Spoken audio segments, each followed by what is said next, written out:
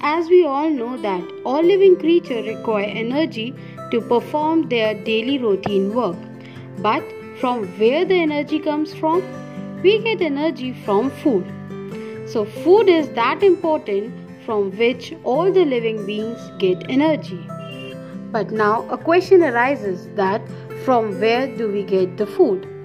So in this chapter we are going to learn about the sources of food. There are mainly two sources of food, that is plants and animals. Food that we get from plants are vegetables, fruits, cereals, pulses, spices, oil, tea, coffee, sugar, nuts and many more. Fruits and vegetables. As we all know that we get different types of fruits and vegetables from the plants. And these fruits and vegetables are rich in vitamins and minerals that help us to protect our body from diseases. So we should eat them daily. Cereals. Cereals are the seeds of the plants. They are eaten in some form by everyone, like we eat wheat in the form of chapatis, rice in the form of idli and dosa. Some more examples of cereals are cornflakes and oats. They are rich in carbohydrates, hence provide instant energy to the body. Pulses. Pulses are the dried seeds of some plants. They provide protein to our body and help to grow and repair the cells.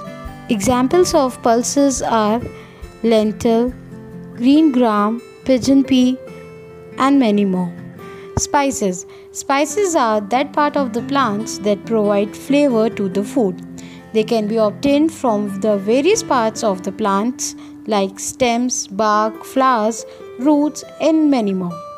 Examples of spices are cinnamon, cardamom, coriander, saffron, cloves, pepper and many more.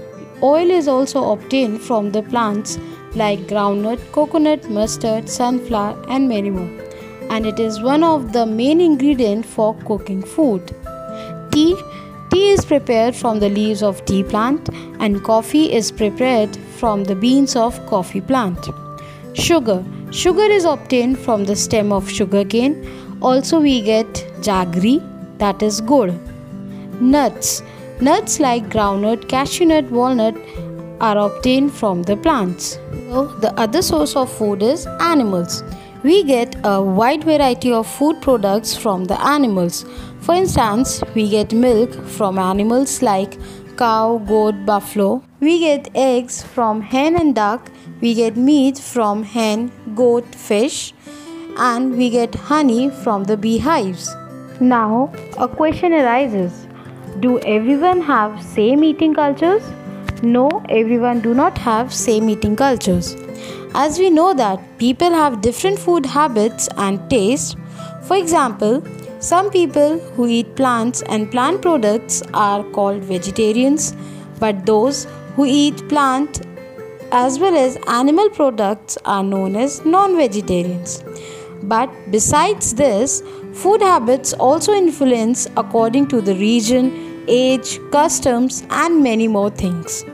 Like in our country, which has vast varieties of food cultures to explore.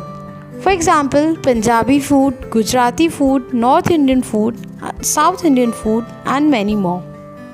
So, we must respect everyone's food culture and try to taste as well as enjoy it. Now, a question must be arising in your mind that how does the food reaches in your plate from the farmer's ground?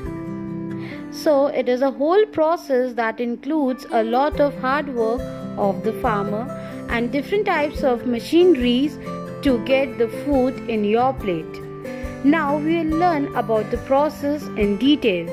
Firstly, farmers grow different types of crops in their fields and for that they require a lot of things like pesticides, insecticides, manure, fertilizers, water resources and a lot of hard work. After the crops get harvested, they collect the crops from their fields and sell them in a wholesale market known as mandi. from the wholesale market, local vendors or the shopkeepers, they buy fruits and vegetables and sell them to higher prices to earn profit. Then we buy different fruits and vegetables from the vendors and the shopkeepers and cook it at our homes. In this way, food completes its journey. So that is all about the chapter. I hope you all understood the chapter very nicely.